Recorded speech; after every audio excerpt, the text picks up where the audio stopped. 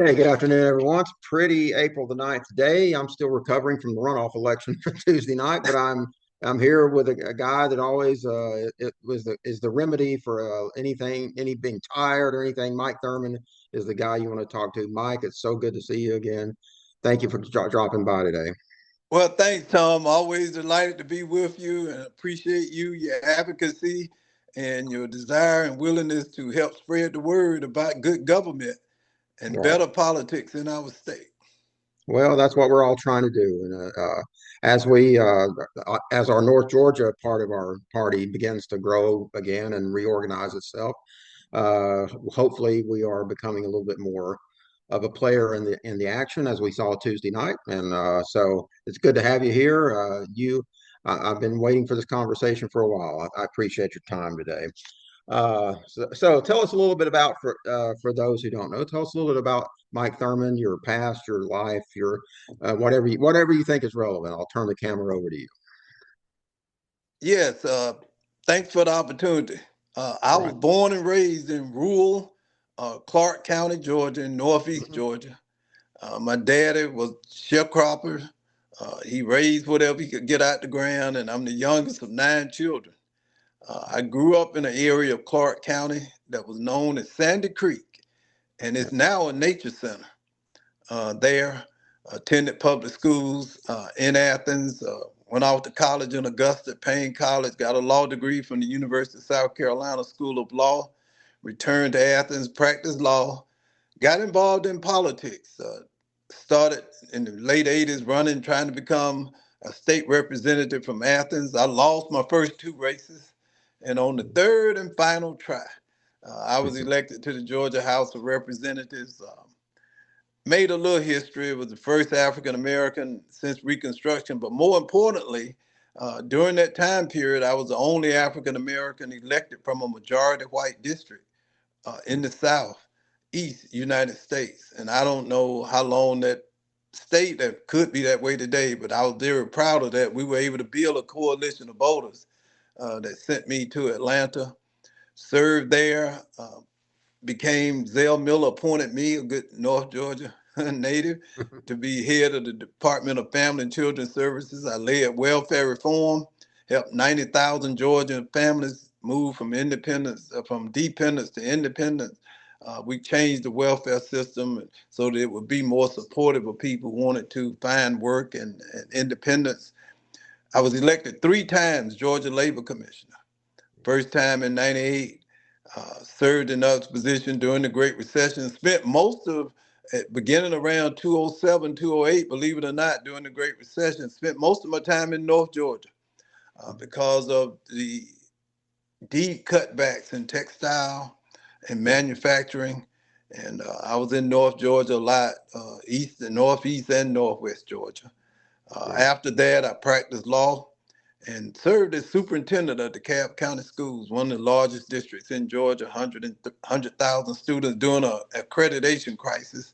We Yeah. kind of straightened that mess out, eliminated a big deficit, got a surplus, improved graduation rates. And then as CEO, we were able to get the government back on track from another governor's crisis.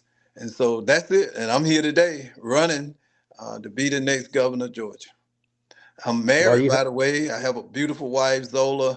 We have an adult daughter, Micaiah. She's in Raleigh. My wife is from Chattanooga, by the way. cool. I didn't mention that. So I, I spent a lot of time up that way when we Yeah. were dating. Yeah. Well, I bet you did.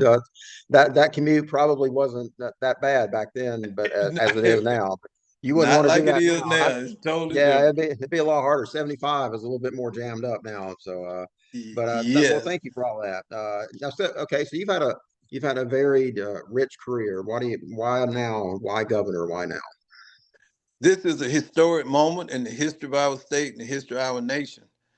We had a pivotal moment where it is important that Democrats in particular, who believe in democracy, who are committed to having a government that serves all of our people, that we elect leaders, particularly as governor, to number one, fight for the issues that are so important to working Georgians. We have to expand affordable health care to all Georgia citizens. Shouldn't matter whether you're in urban, suburban, or rural Georgia. Every Georgian should have access to affordable health care. We need to work very hard, and I will work very hard during my first year in office to expand Medicaid. So many rural hospitals are under stress. Some have already closed because our current leadership has refused to expand Medicaid. We have to work to restore the damage that Donald Trump is causing all of our nation, and particularly here in the state of Georgia. I'll work to support our schools. I'll be for kids in public or private schools. But really, we need a champion to champion the needs and the hopes and the dreams of parents who are looking to the public system to educate our children. I'll work very hard in that regard. Uh, I'm I cut taxes. I believe that we have to support working men and women who are trying to support themselves, and it's very difficult, particularly for senior citizens and others, to make ends meet. And I want to be a governor about working people, and that's something I'm going to continue to work towards every day I'm in office. Uh, as I stated, good jobs. We need to continue to bring good jobs to this state, but I have a motto that when we bring new industry in this state, Georgians ought to be first in line to get those jobs. A job for every Georgian and a Georgian for every job. As it relates to data centers, I believe that the owners, the operators, the billionaires who will benefit need to pay their fair share for the construction and maintenance of the power grid and the infrastructure. I will work hard and appoint an EPD director, Environmental Mhm. Protection Division at the state level, who will protect our natural resources, particularly our water, because these data centers consume large amounts of water. And Mhm.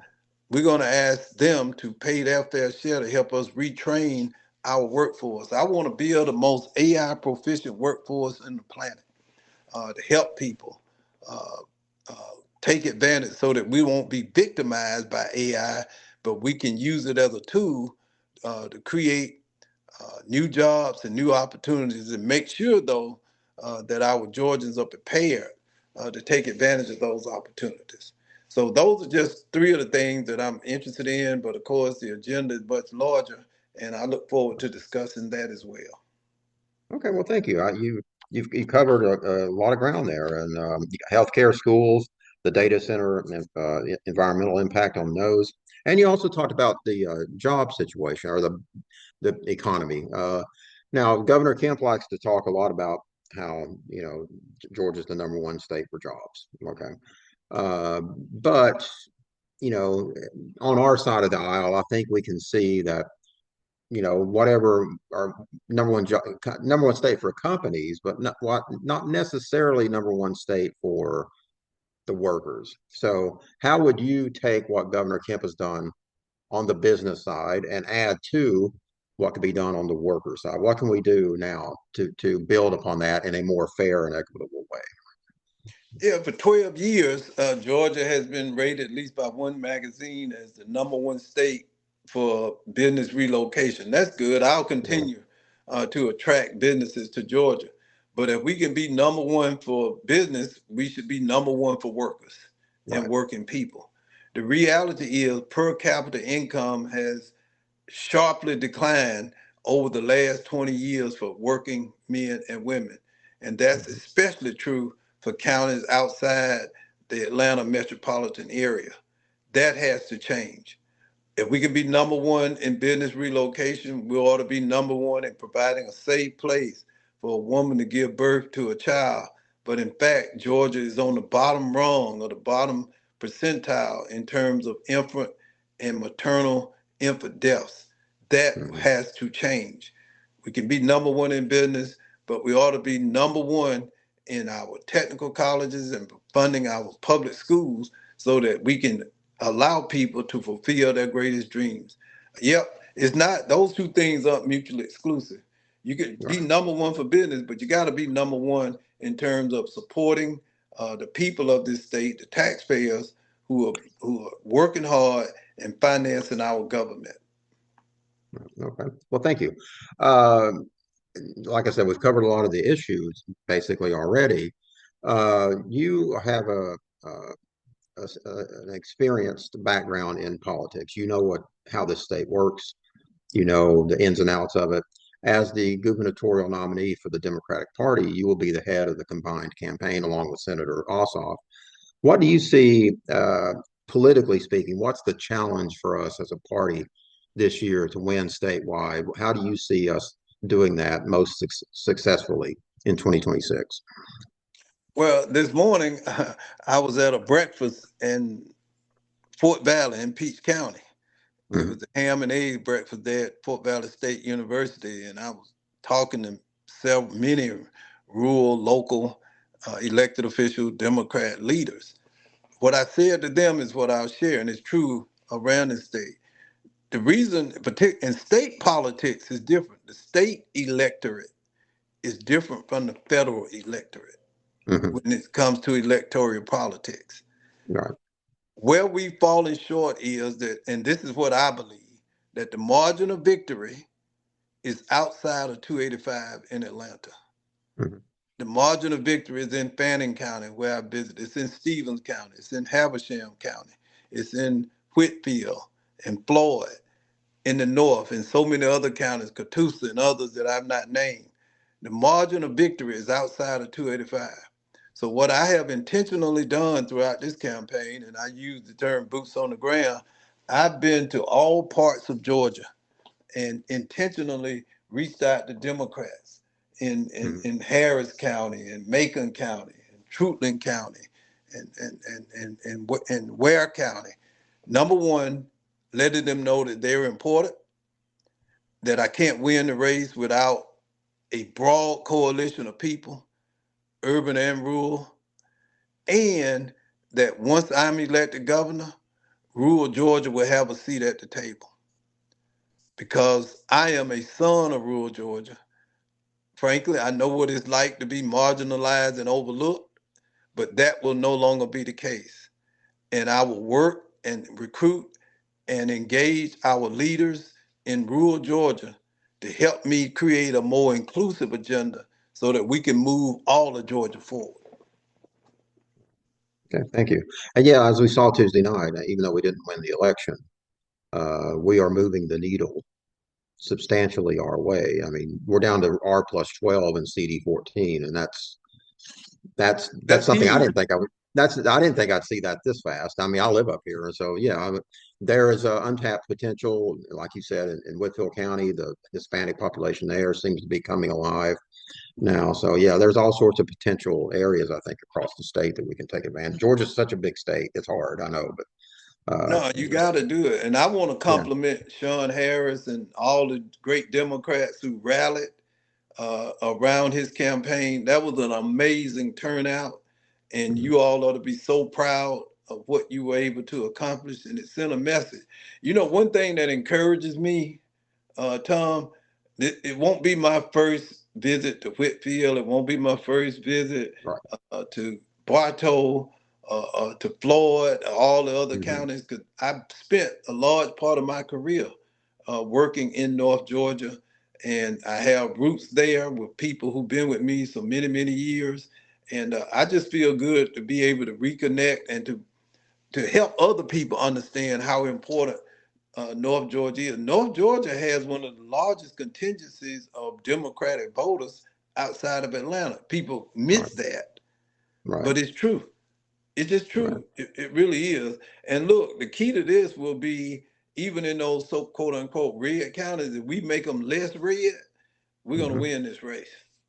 That's right. Yeah, it only takes a shaving off a few points here and there across rural Georgia to make us the majority party, essentially. So I hope that's in our future, and thank you for that. And yeah, I have to say, as somebody who's been in the party for a while, this has been a consistent message from you the whole time, even when it wasn't cool to say it.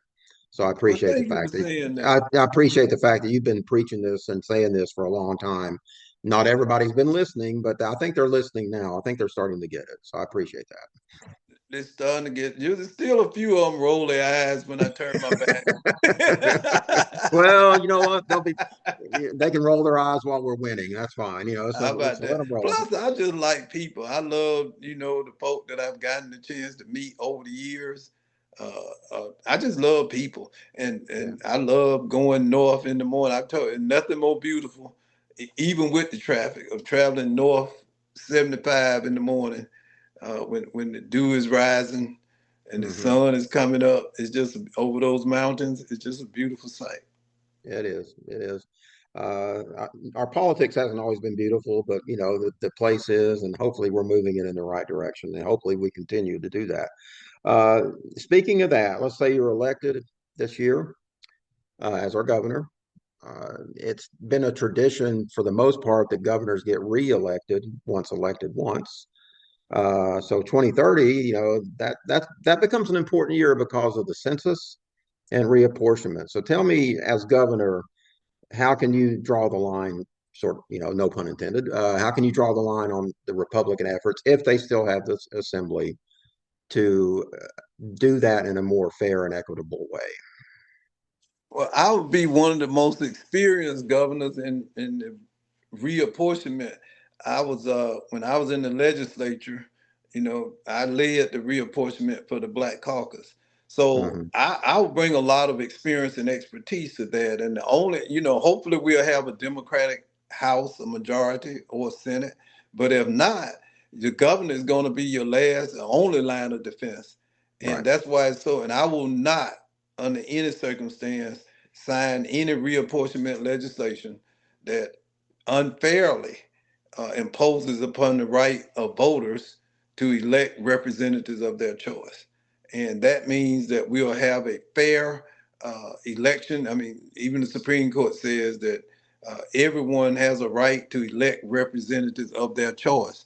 The current Hmm. configuration dilutes the voting power of Democrats in this state. And Right. I will right that ship and give Democratic voters the opportunity to elect the men and women that they want to represent them. The lines right now, right now, to be honest with you, Georgia's a Democratic state, but how the House and Senate districts are configured shifts Hmm. not away from fairness and gives the Republican Party an advantage. Right. Well, And and the we'll governor have a can do it. much fairer lines drawn in 2030 if I'm the governor. Well, thank you.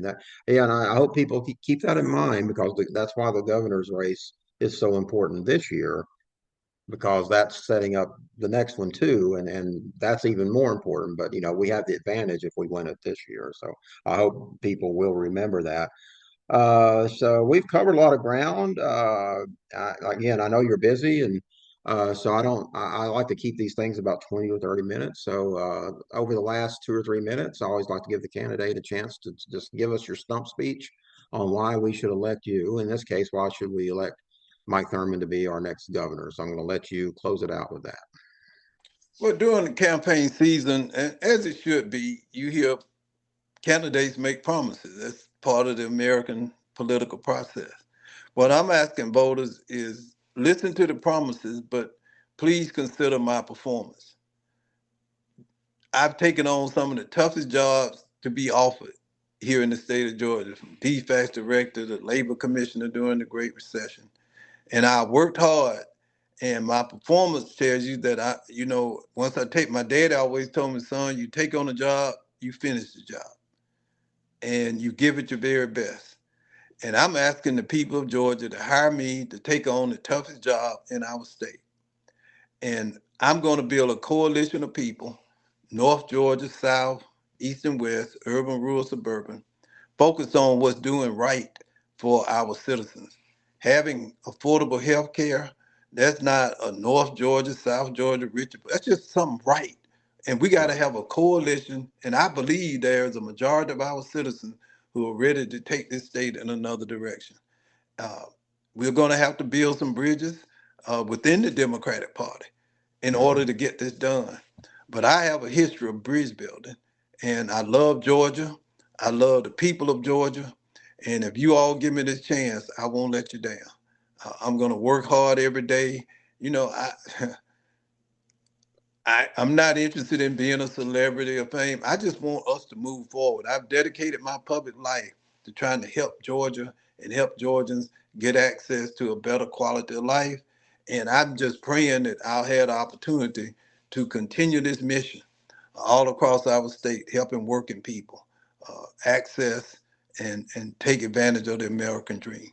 And that's who I am. I'm just a regular guy, born on a dead end dirt road. Uh, Daddy couldn't read or write. Uh, House with no indoor running water, and it's just a blessing for me to be here because I still, my life is evidence that the American dream is still alive. It's not as accessible as it once was, but that's what I'm going to change. I'm going to help more people who work hard, who play by the rules, to get a piece of this American pie. Mike, you've been doing that throughout your career, and we appreciate that. Thank you so much for all you've been, all you do, and all you continue to do. You are a public servant in the best sense, and I really mean that. Thank you so much, and thank Thank you you. for stopping by. Thank you for fighting the traffic to Oh to get yeah, here. yeah. I wish I could have just called you in the car. I thought you were recording, so I'm Well, that's sorry. a I could that have talked to you an yeah, hour ago. I didn't know. Well, no, look, that's now that fine. we finished, what do we need? What do I need to do? Well, let To, me hang on a second. Let me go ahead and well, I'll go ahead and stop the recording, and then we'll okay. do that. But I appreciate your time. Thank you so much. All right.